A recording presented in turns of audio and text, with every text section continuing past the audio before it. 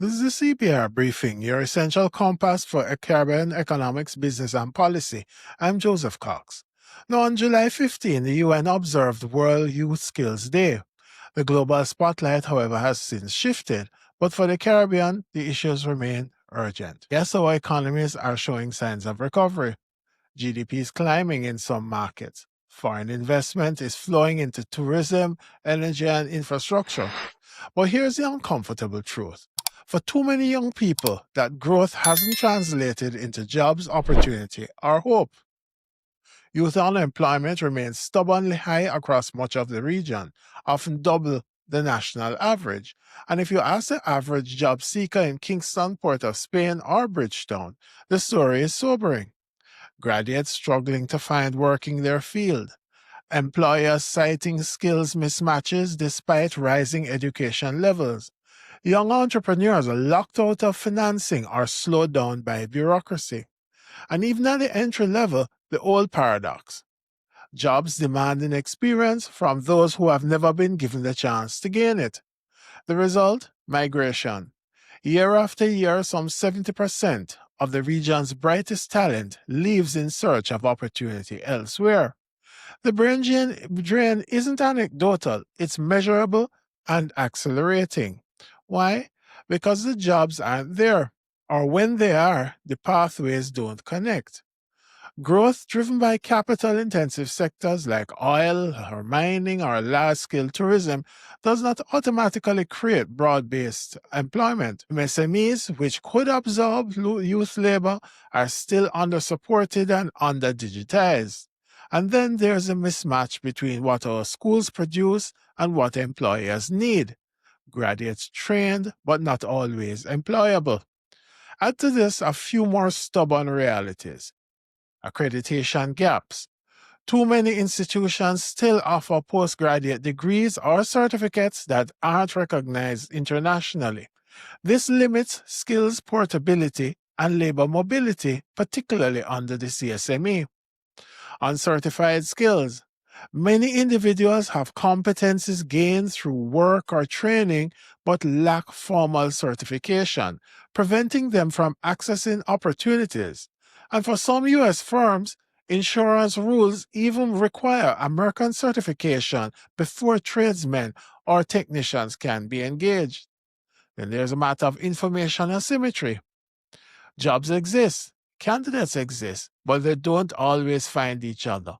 Employers complain about shortages, yet often look outside the region because it's cheaper and less bureaucratic to hire through work permits than via, say, the CSME skills certificate.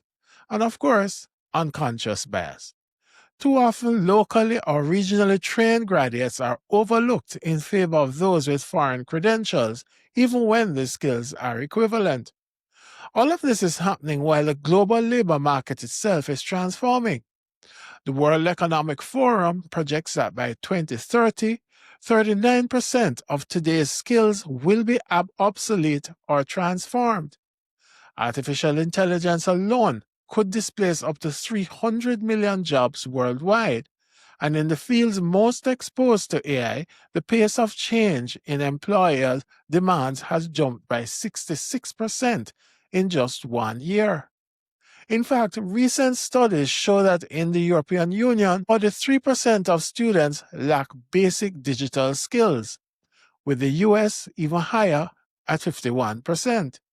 For the Caribbean, where educational and digital divides are sharper, the risks are even greater.